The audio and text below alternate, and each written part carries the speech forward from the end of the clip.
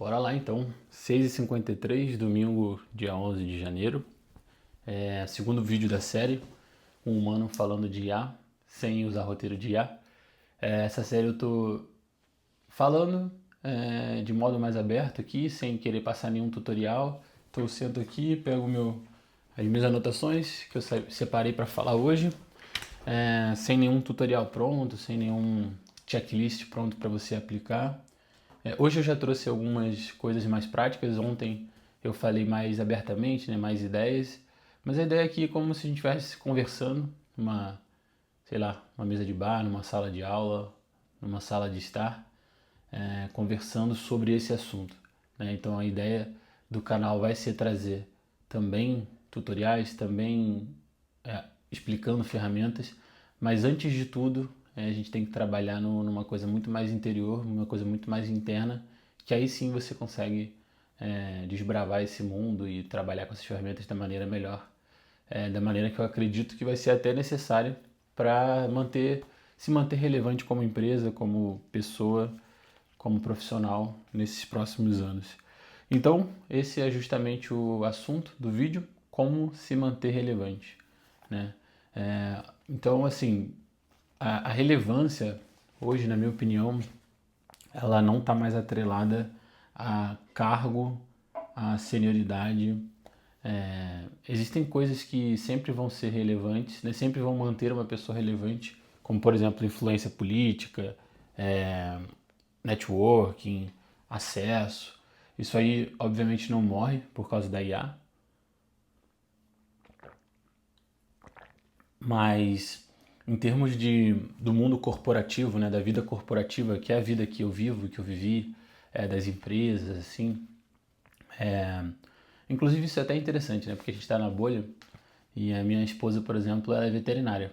E é totalmente diferente como uma bolha veterinária está olhando para a IA, né? Mas enfim, voltando, falando da nossa bolha aqui corporativa, tem algumas habilidades aqui, tem três, na verdade, que eu separei, que eu acho que elas são essenciais para navegar nesse novo mundo. Essas habilidades, elas me ajudaram, na verdade, a fazer tudo que eu fiz. Eu vou contar um pouco sobre isso.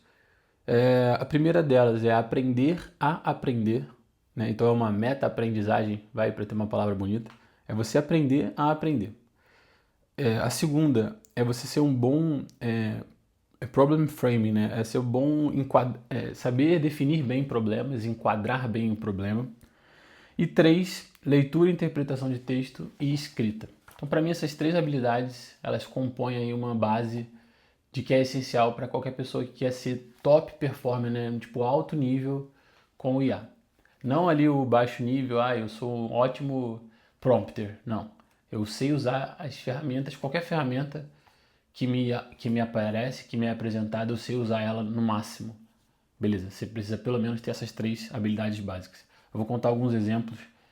Um exemplo prático que aconteceu semana passada comigo, que só me reforçou essa minha crença.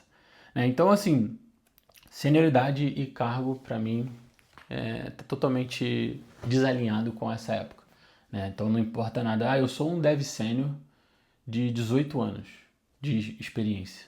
Tá bom, beleza. Sou um PM com 8 anos de experiência. Beleza. Sou um gestor, sou um head de tecnologia.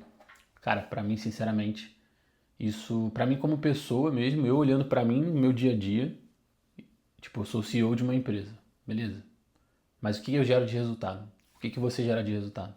O que a gente consegue gerar de forma eficiente, com ROI positivo, né, com retorno sobre investimento positivo dentro dessa era da IA? A sua entrega final, ela é uma entrega onde você agrega muito valor ali no topo dessas ferramentas, ou você conversa com a ferramenta, faz dois prompts ali, pum, pega aquilo, empacota e entrega para o seu cliente. Seja um cliente interno, seja um cliente externo.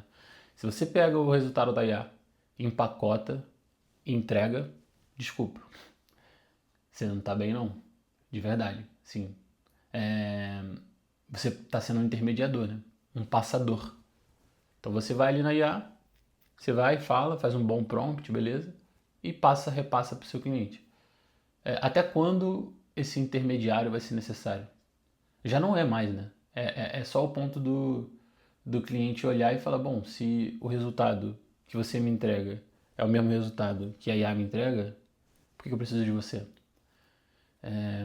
E aí, de novo, não estou falando cliente externo, pode ser um cliente interno, né? Pode ser dentro de uma empresa, a área que você atende, pode ser um cliente externo, pode ser um usuário de uma plataforma. Eu acho que isso vale para todo mundo, né? Então, o seu retorno, o seu valor que você coloca em cima disso tem que gerar retorno positivo para o seu cliente.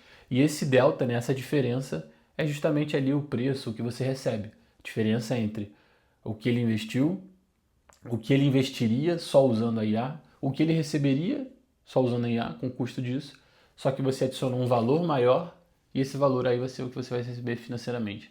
De um modo bem genérico, né? Bem amplo ainda. Então, assim, o que eu anotei aqui, senioridade e cargo não garante mais nada, né? Como eu estava falando, sou head de produto de 10 anos de experiência. Beleza, mas hoje, com essas ferramentas, você consegue não só gerenciar um projeto, não só fazer um backlog, mas você consegue fazer muito mais do que isso. Muito mais. Então não se apegue ao seu trabalho operacional executivo necessariamente de executar. Ah, eu sou um organizador de backlog. Eu fico vendo para ver se as entregas estão alinhadas. Cara, tenta sempre subir um nível. Subir um nível. Tá, então como é que eu coordeno, em vez de um time, como é que eu coordeno dois times? Como que eu faço uma prova de conceito pequenininha para esse problema que a gente está tendo aqui na empresa e ninguém resolve, eu consegui resolver, demonstrar valor ali para o dono da empresa, quem quer que seja, e aí agora vai para o time de desenvolvimento para eles desenvolverem. Só que já vai toda a parte de enquadramento do problema, toda a parte de prototipação, toda a parte de validação das hipóteses você já fez. Então, pô, aí sim, você está entregando um valor muito bom. Porque eu não estou parando, eu não estou parando para fazer, eu não estou parando o time de desenvolvimento para fazer, você já fez, isso aí tem um valor agregado altíssimo. E aí eu coloquei aqui, por exemplo, essa questão da senioridade não garante, e expert em ferramentas também não garante nada. Então, desde que eu comecei na programação, em 2019, 2018, 2019, eu já programava antes por hobby, mas ali eu comecei a trabalhar com isso, né? Desde então, eu vejo a guerra entre, eu sou do Java, eu sou do React, eu sou do Angular, eu sou do Vue. Isso pra mim é uma besteira. Assim, eu nunca participei de nada, nenhuma discussão sobre essa, porque eu acho que é uma perda de tempo tremenda. Nunca participei de nenhum fórum de Java ou de Go para ficar defendendo linguagem. E agora a gente está vendo a mesma coisa, só que em vez de estar dentro do universo só de programação, está espalhado, né? Então as pessoas ficam assim, o Cloud Code é melhor. Você fica o tempo todo querendo saber qual que é melhor e o pior, querendo que alguém te fale. Não existe isso. Ninguém vai te falar. E mesmo se eu te falar que a melhor é tal, quem te garante que da sua forma de usar, a melhor é a tal mesmo? Eu, por exemplo, hoje, prefiro o Cursor. Mas há 2 meses eu preferi o Cloud Code. Eu uso, por exemplo, o GPT para fazer ali a minha parte de problem framing, enquadramento. É que essa palavra de enquadramento é muito ruim, né? É muito melhor frame, mas enfim, para não ficar usando o termo em inglês. Enquadramento do problema, definição do problema. Eu uso o GPT. Por uma questão pessoal, eu acho que eu gosto mais. Depois eu uso o cursor com os agentes ali dentro dele, né, estruturados, para fazer a primeira fase ali de planejamento do que eu vou fazer. E depois eu executo com o cursor e às vezes com Cloud Code. Às vezes eu executo com o cursor, às vezes com Cloud Code. Então se você me perguntar qual que é a melhor ferramenta, não sei. Eu uso o GPT Codex, eu uso o Cloud Code, eu uso o Gemini, eu uso o cursor. Acho que e eu uso o GPT na web, né? Conversa. Então, assim, não existe esse lance de ferramenta melhor. E desde então, dessas discussões de linguagem, qual é a linguagem melhor, sempre achei isso uma baboseira, uma besteira. Continuo achando. Então, para de perguntar qual que é melhor e começa a usar. Usar, ação, né? Vai fazer. Vai testar. Quanto tempo você está disposto a ficar na frente do PC ali e martelando a cabeça mesmo? Não é confortável, né? Isso é uma coisa interessante de se dizer. Às vezes você estabelece um plano na sua cabeça e você começa a fazer ele e começa a dar errado. Eu vou dar um exemplo do sistema interno aqui que a gente está refazendo, que eu compartilhei lá no LinkedIn, né? Que é aquele que eu pretendo economizar 200 mil esse ano, substituindo o ClickUp. Cara, eu fiz a primeira fase, fiz a primeira etapa, tava ali já com bastante feature e tal, já tava numa arquitetura rígida, mas eu falei, bom, pro que eu quero, pro que se caminhou, depois de 5 dias de trabalho, as coisas vão mudando. Pro que se encaminhou, eu preciso de uma outra arquitetura e vou ter que refatorar já. Nossa, mas eu fiquei uns 3 ou 4 dias refatorando. Eu confesso que no segundo dia, a vontade que dava era de tirar todas as mudanças e começar de novo. Eu tenho certeza que você tem essa vontade aí.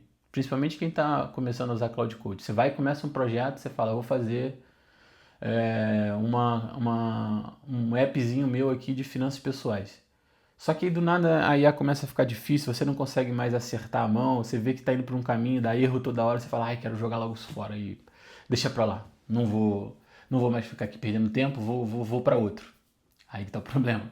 Por isso que eu tô falando, é mentalmente cansativo. Eu fiz a refatoração completa, mas durou uns 3 dias assim, e é chato, né? Tipo, não é algo confortável e prazeroso. Mas enfim, um exemplo, nunca usei o Lovable. Nunca usei. Mas eu tenho certeza que se eu abrir o Lovable agora, por algum motivo que eu precise, eu vou destruir ele. Certeza. Eu nunca usei Bolt, por exemplo.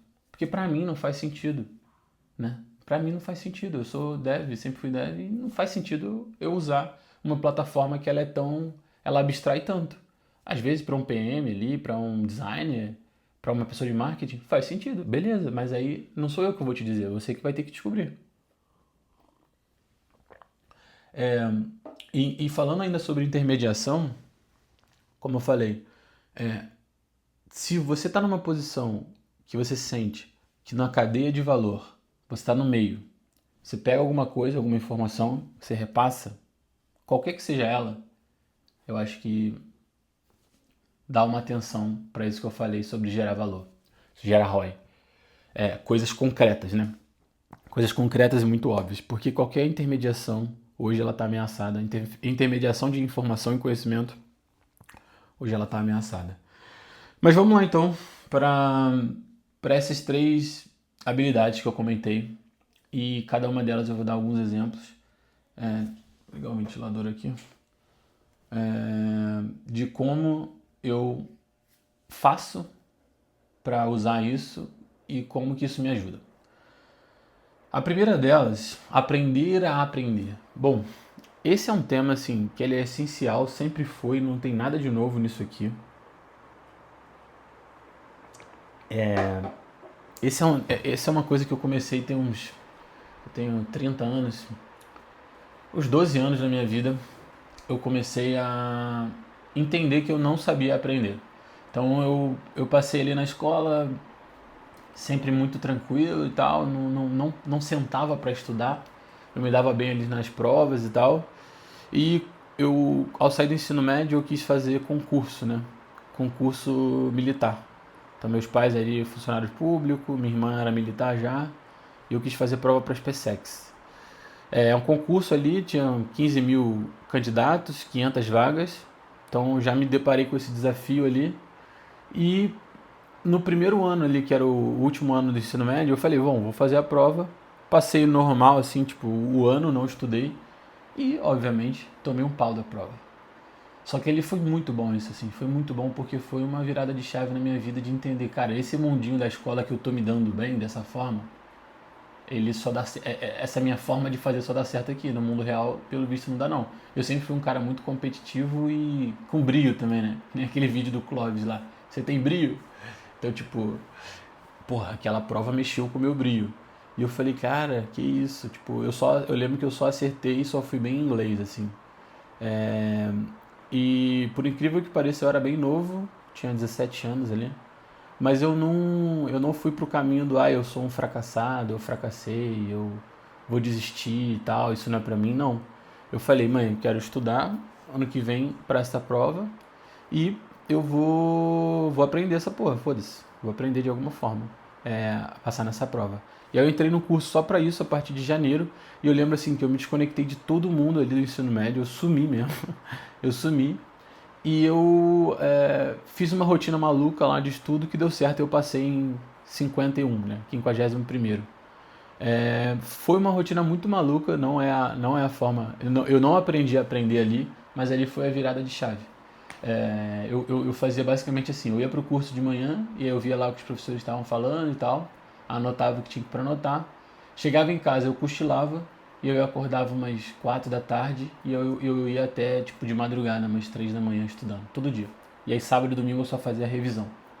É um método que funcionou, esse lance de muito estudo próprio, né? Ali eu entendi que é o seu trabalho que faz a diferença, não o do professor. O do professor é irrelevante, inclusive no final eu nem ia mais para as aulas, é, porque é o meu trabalho ali, lendo o livro, dissecando o que o professor falou e fazendo os exercícios e errando, que me fazia avançar e não ficar na aula ouvindo passivamente. Então o professor, eu entendi naquele momento, né, que eu tinha saído da escola, na escola eu não tinha essa visão, mas entendi naquele momento que o professor era só um guia, era só uma pessoa para falar, ó, eu tô aqui, qualquer coisa no teu caminho eu posso te ajudar, que é o papel que eu quero fazer aqui, entendeu? Não quero, o meu papel não é fazer por você, o seu papel é tentar, batalhar, errar.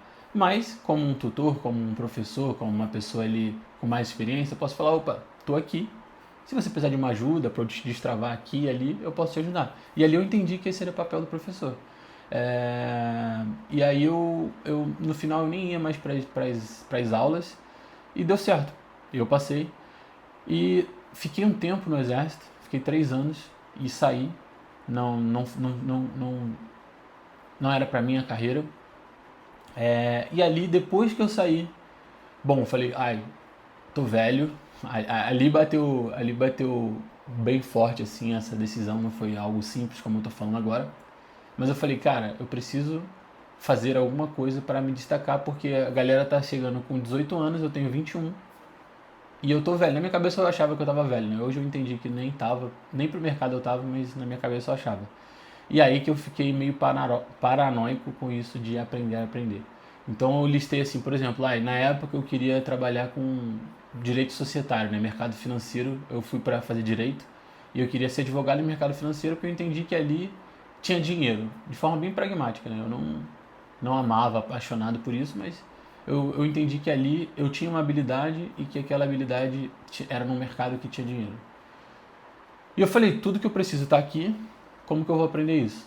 E aí eu comecei a estudar contabilidade, comecei a estudar finanças corporativas, comecei a estudar um monte de coisa que não estava no currículo do direito. E que meus colegas ali, advogados, que estavam na minha turma, nem estavam olhando para isso. Pelo contrário. Achavam que era perda de tempo, né? Tipo assim, para que você está estudando isso? E ali, como eu não tinha professor, foi ali que eu comecei a aprender a aprender. Eu não sei se eu tenho mais livros sobre isso aqui, eu acho que eu já doei. Não tenho.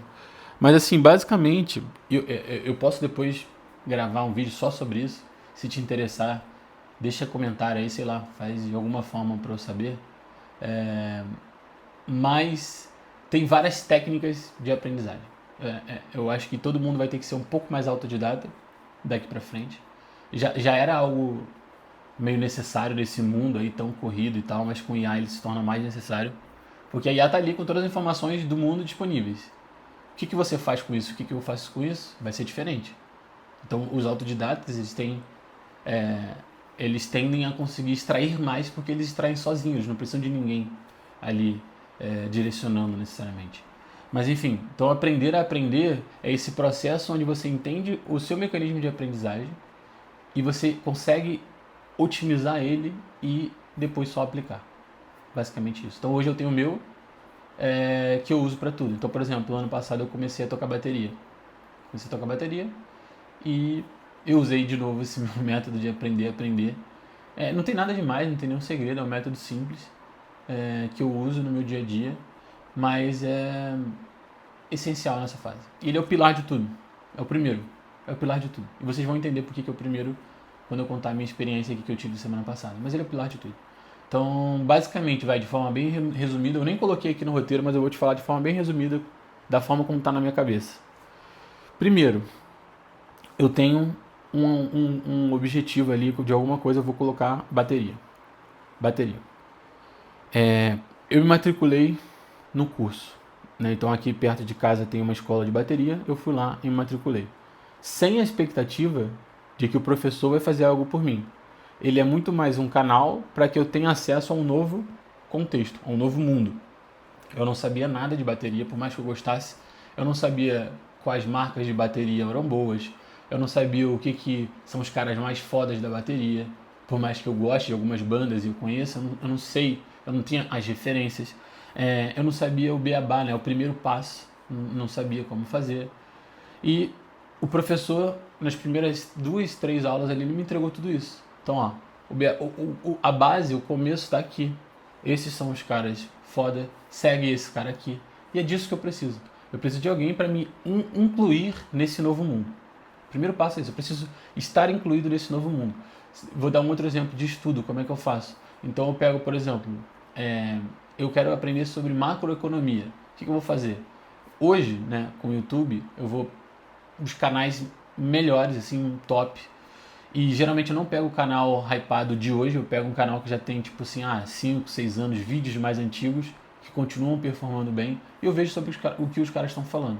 E eu gosto sempre de algo com referências, referências de autores, de livros, por quê? Isso me posiciona dentro desse mundo. Então eu vou ali e vejo o vídeo, aí ele referenciou um outro autor. Aí esse outro autor tem um canal, aí eu vou lá, entro no canal desse cara. Opa, maneiro isso que ele falou. Aí esse cara tá num podcast. Aí eles ficam 1 hora falando sobre esse tema de maneira bem básica.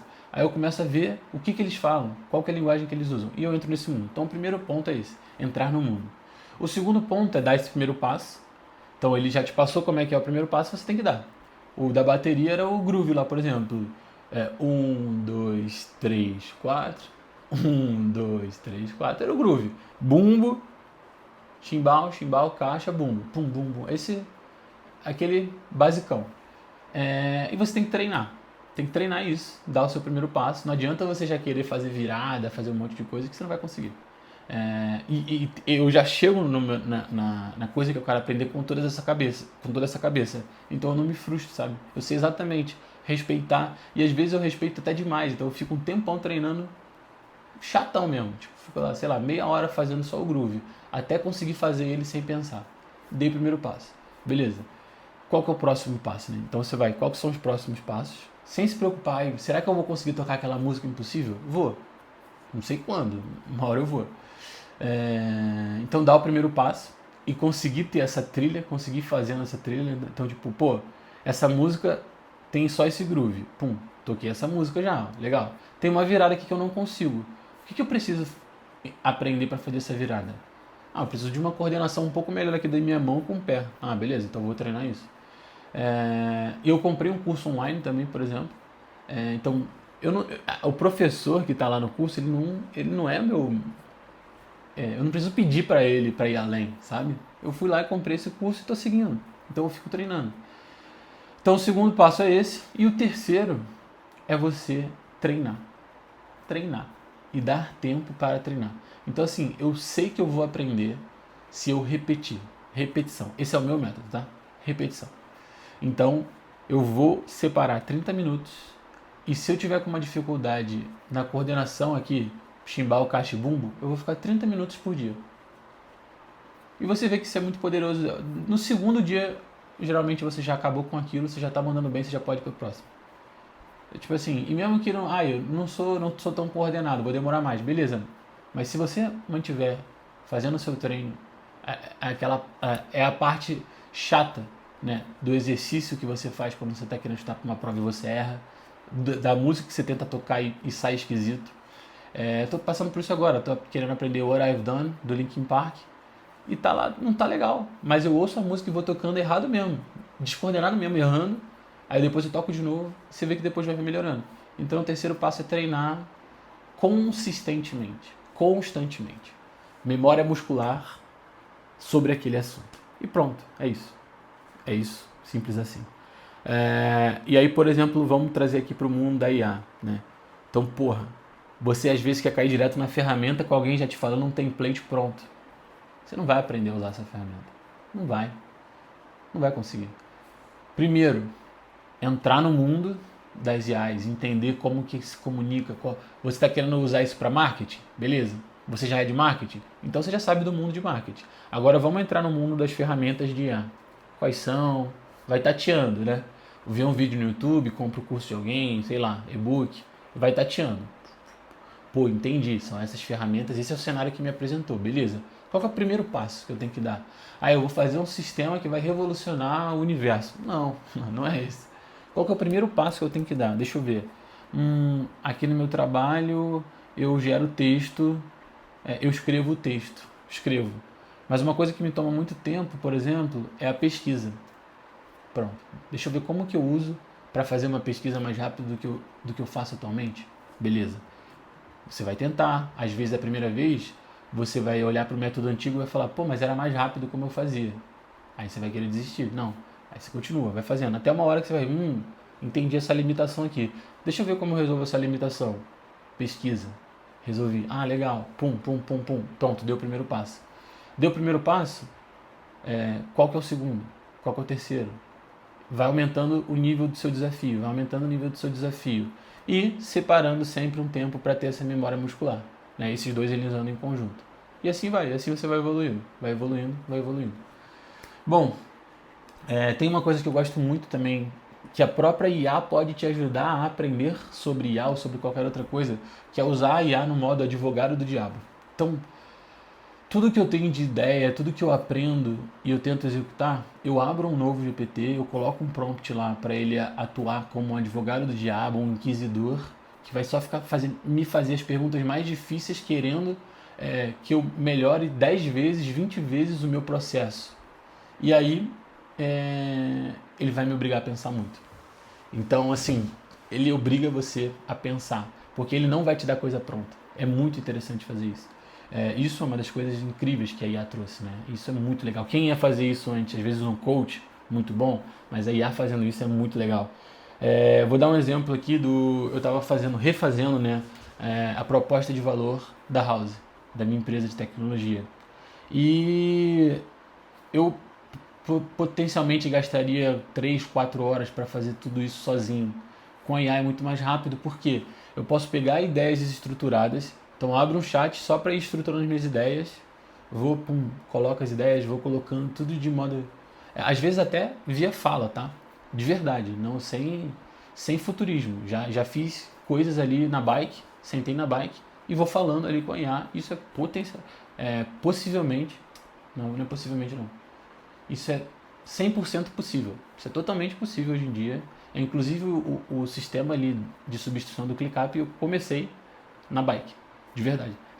Eu sei que é difícil acreditar, mas como a forma de você falar e escrever é a mesma, né? E eu queria só prototipar, eu ainda não estava preocupado com arquitetura, com nada que ia requerer mais da minha atenção, só queria ficar prototipando e vendo ideias, fiz assim.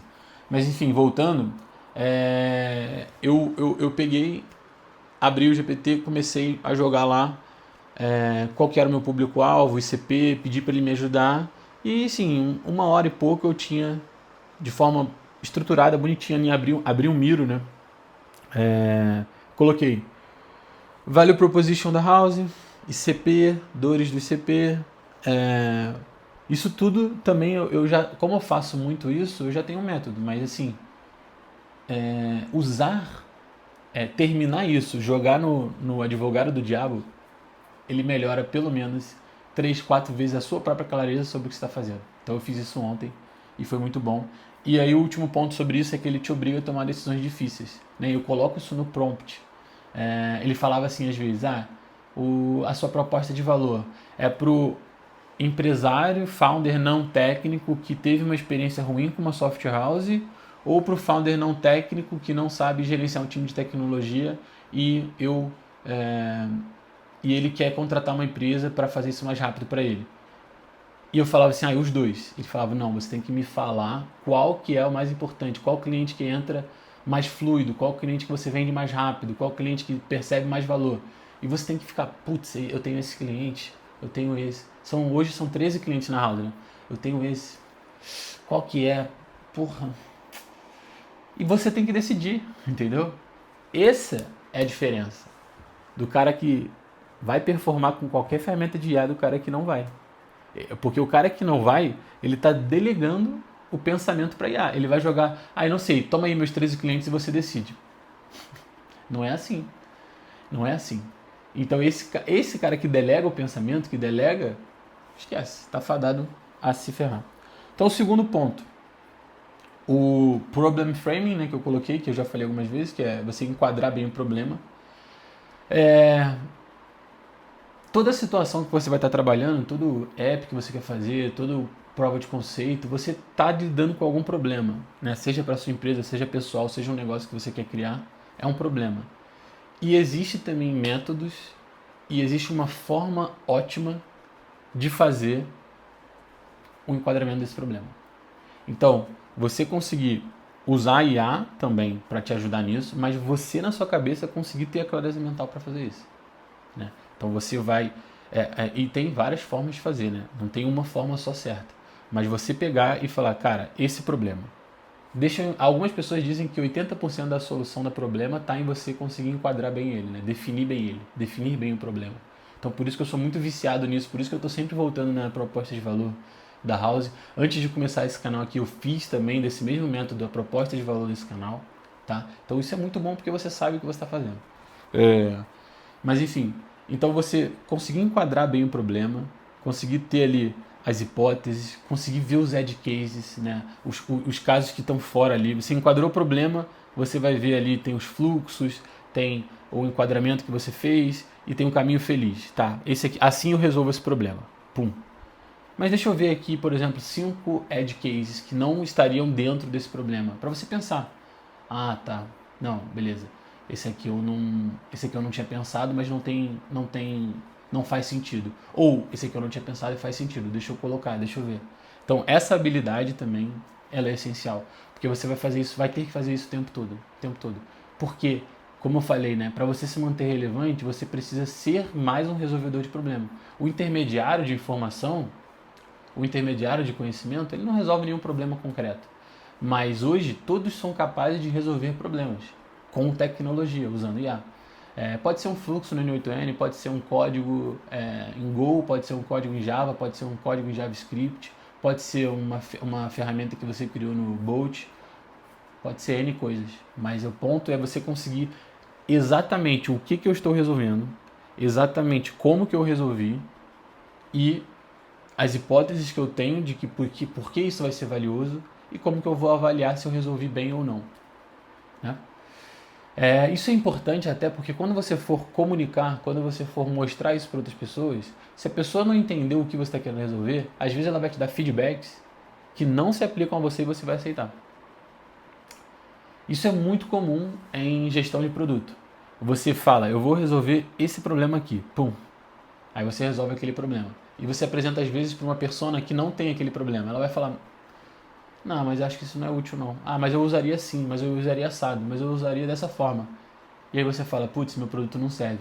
Mas às vezes porque você enquadrou até certo, você está mostrando para uma pessoa, às vezes sem conseguir comunicar um enquadramento certo daquele problema, as hipóteses que você está tentando resolver, ou para a persona errada. Acabou. Isso uma IA também nunca vai te dar. Isso aqui, ó, você que tem que saber. Bom, e por fim, leitura e interpretação de texto e escrita. Esse aqui sempre foi essencial, eu também acho, muito negligenciado. Existe um motivo por eu estar escrevendo, né? E não, eu tenho o meu Miro lá que eu coloco tudo. Na verdade é no Figma, mas eu chamo de Miro porque é mais fácil de entender. Mas eu coloco tudo lá. Só que antes de gravar o vídeo, antes de tomar uma decisão, antes de pensar, eu escrevo. Isso já foi comprovado cientificamente, neurociência. Então, assim, escrever, a velocidade do seu cérebro pensar e escrever, ela ajuda você a ter clareza mental. Pensamento claro e clareza mental, isso é essencial, essencial. Você fica com overload de informação, sobrecarga de informação, você fica perdido. Você precisa ter clareza mental do que você está fazendo. Senão, como eu falei, a refatoração que eu fiz do sistema da House, se eu não tenho clareza mental do que eu estou fazendo, como eu estou fazendo, me perco no meio do caminho, acabou.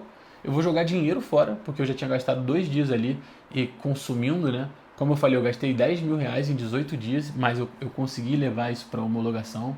E é uma conta que para mim faz sentido. Mas eu jogaria o dinheiro fora, eu pararia no meio, sem clareza mental, sem entender o que eu estou fazendo. Mas quando você tem escrito, né, e no próprio código eu deixo documentado, né, não necessariamente eu fico escrevendo tudo à mão, porque seria muito ineficiente, mas o macro, o todo, eu escrevo à mão, eu faço questão de escrever. Você não precisa escrever à mão. A leitura e interpretação de texto escrita pode ser no computador, não tem problema. Eu gero vários arquivos ao longo do meu processo de desenvolvimento, e inclusive eu gero arquivos para humanos, e depois eu pego esse arquivo para humano e eu falo, traduza isso agora para uma LLM, entender melhor.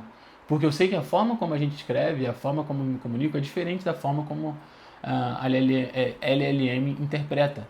Então, para eliminar um step dela interpretar, eu já peço para ela simplesmente traduzir para ficar mais fácil, e depois eu vou usar aquela documentação para uma outra LLM, ou para a mesma, codar, só que ela vai receber da forma como ela quer.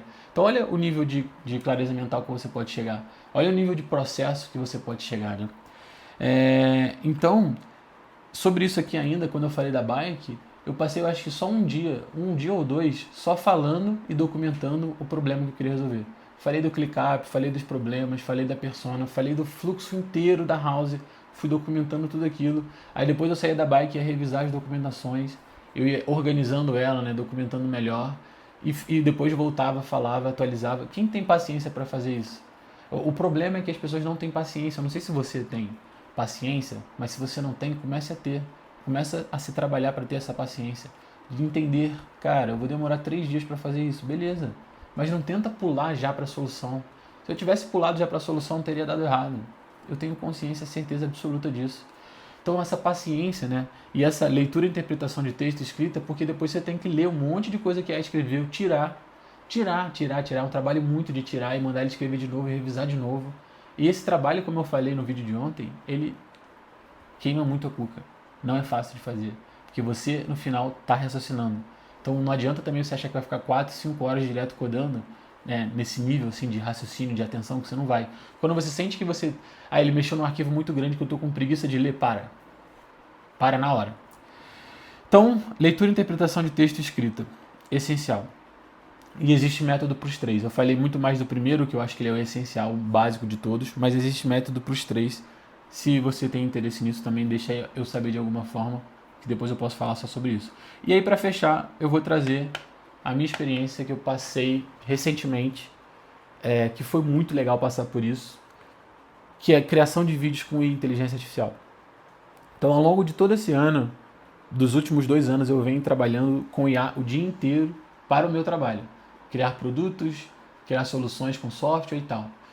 E a gente tem uma frente nova, né? Eu sou sócio de uma empresa que tem uma frente de marketing, de criação de conteúdo, e a gente cria conteúdo com IA. Tem um time foda de criação de conteúdo com IA. A conta tem, sei lá, 6 meses, já está com 20 mil, mais de 20 mil, acho que 25 mil seguidores orgânicos. Lucas Luco já repostou vídeos dessa conta, feito 100% com IA. O Whindersson Nunes repostou. Surreal isso. Enfim, é insano o que a galera tá fazendo. E aí eu falei, cara, a gente teve um recesso no final do ano passado, eu falei, cara, eu vou, agora tenho tempo, e vou brincar aqui com essas ferramentas. E eu fracassei miseravelmente. Fracassei não, falhei miseravelmente. Por que eu falhei? Cara, toda a situação, problema que eu queria resolver, ela estava muito difícil. Por exemplo, eu quis fazer uma página, eu tenho 2 galgos, e eu quis fazer uma página ali brincando de uns vídeos do galgo.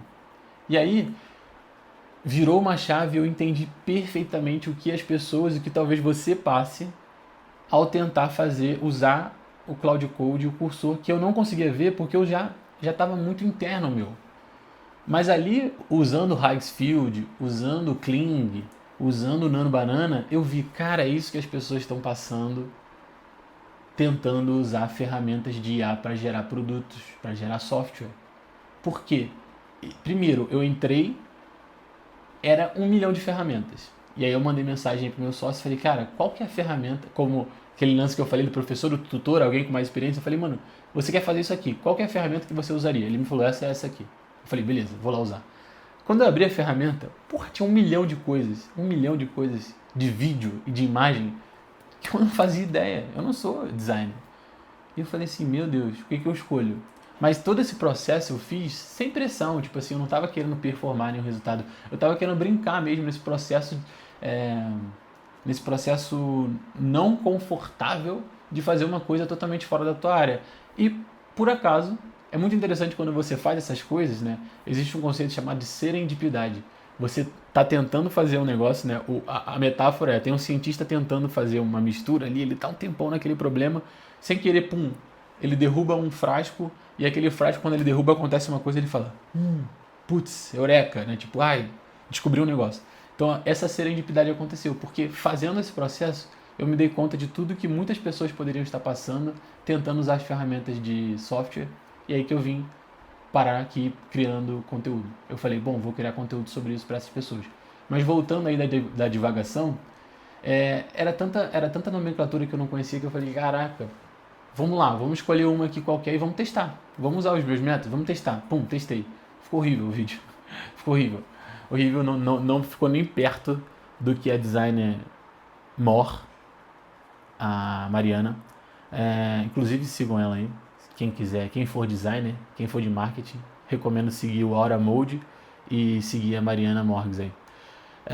E o Conrado também, que são essas pessoas que me ajudaram aí nesse processo e que estão criando justamente tudo isso. E aí eu falei, cara, tá muito diferente, mano. Me ajuda aí. Ela me ajudou e eu consegui de fato fazer um vídeo ali do meu galgo dançando.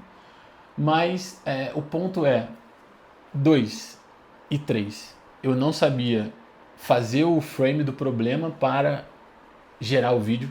Então eu falei assim, eu quero fazer um vídeo explicativo que mostre como você deve passear com o seu galgo. Foi isso, de verdade, tá? Eu falei, eu quero fazer isso. Como que eu vou fazer isso? E aí, quando você está dentro de um universo novo, você meio que não sabe muito bem escolher.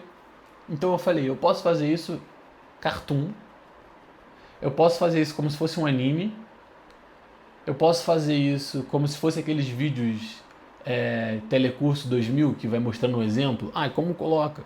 Tipo, sabe, tutorial. Eu posso fazer isso storytelling, como se fosse uma história. Então, a mulher que estava passeando com um cachorro, pum, a coleira estourou, o cachorro fugiu. E eu falei, bom, beleza. São várias ideias. Deixa eu escolher uma. Escolhi storytelling. Ok. Fiz o storytelling, fiz o roteiro. Aí você vai pro roteiro, né? Próximo passo, decidi, eu vou pro roteiro. Como que eu faço um bom roteiro de storytelling? Eu usei IA ali também, mas eu não sei as bases para um bom roteiro. E qual que é a diferença então do meu roteiro ou de uma outra pessoa qualquer que queira criar a mesma coisa com IA? Tem diferença? Não tem. Qual que é o meu tempero que eu estou colocando ali se eu pego um roteiro do ChatGPT? Não tem. Mas eu não queria ter tempero nenhum, só queria testar. Peguei o roteiro, fiz. Beleza, agora eu preciso fazer o vídeo. Tá. O que eu faço para fazer o vídeo? E aí, como eu já sou sócio desse time aí, dessa empresa que faz isso, eu já sabia que eles organizavam por cenas e frames. Aí eu já fui por esse caminho. Mas se eu não soubesse, eu estaria completamente perdido. Então eu já sabia, eu fui, pum, cenas e frames. Cena 1, cena 2, cena 3, frame 1, frame 2, frame 3. E eu falei, tá, beleza. E agora o que eu preciso fazer para descrever essas cenas? Eu vou usar o GPT para me ajudar a descrever as cenas. Cada cena ficava diferente. Como é que eu gero consistência entre as cenas? Cara, não sei. Qual o ângulo de câmera de cada cena? Não sei. Entendeu? Então todo esse processo, ele é muito doloroso mentalmente, ele é muito custoso mentalmente. Mas foi muito interessante para aprender a melhorar, inclusive, a minha forma de fazer com software, né? Porque o processo é o mesmo. Mas foi muito interessante passar por isso. E aí o segredo de tudo é, o resolve sempre. Por quê? Eu sei o meu modo de aprender. Se eu quisesse aprender a fazer isso, o que eu ia fazer agora? Todo aquele processo que eu acabei de falar, que eu uso para aprender a aprender. Eu ia usar os tutores para me inserir no mundo, eu ia usar as ferramentas, eu ia dar o primeiro passo, eu ia separar 1 hora, 2 horas do meu dia para ficar testando, treinando, e cada vez aumentando mais o objetivo. Fiz o roteiro tal, ficou uma merda, não tem problema. O primeiro resultado é ruim, você já entende isso não te cansa mentalmente. Vai pro segundo, terceiro, pum, pum, pum. Daqui a pouco você tá gerando um vídeo bom, daqui a pouco você tem o workflow e o entendimento completo. Então ele sempre resolve. O aprender a aprender sempre resolve. Mas passar por isso, deixa eu ver se tem mais alguma coisa. Passar por isso foi uma experiência incrível assim pra mim. Eu coloquei aqui, né? Do terceiro ponto. Eu não sabia a linguagem. Eu não sei a linguagem do designer. Eu não sei a linguagem do cinema. Não sei a linguagem do ângulo de câmera. Não sei a linguagem de consistência de personagem. Não sei descrever um personagem. Isso dificultou muito o meu processo. Então a leitura e interpretação de texto e escrita que eu comentei também é do seu nicho. Você está querendo criar produto digital? Você vai ter que falar de CP. Você vai ter que falar de Value Proposition. Você vai ter que falar de mapa de empatia. Você vai ter que falar de feature, né, funcionalidade. Você vai ter que falar de arquitetura de solução. Você vai ter que falar de deploy. Você vai ter que falar de query. Você vai ter que falar de back-end, front-end. Você vai ter que falar. Eu não sabia falar de ângulo de câmera, não sabia falar de cores, não sabia falar de estilo visual. Isso dificultou demais. Assim, eu acho que se eu fosse investir nisso agora, era por ali que eu ia começar. Então eu precisaria, sei lá, ler um livro sobre como é que funciona o básico do cinema. Eu não preciso virar um cineasta, não preciso virar um operador de câmera, mas eu preciso saber o básico. Provavelmente eu começaria por ali. Então, assim, era isso o vídeo de hoje que eu queria falar. Já queria trazer dicas práticas também, não queria ficar só na filosofia, né? Só falando ideias. Então eu espero que esse vídeo tenha te ajudado. Se te ajudou, deixa eu saber de alguma forma. E é isso, tamo junto. Vamos que vamos, até o próximo. Valeu, pessoal.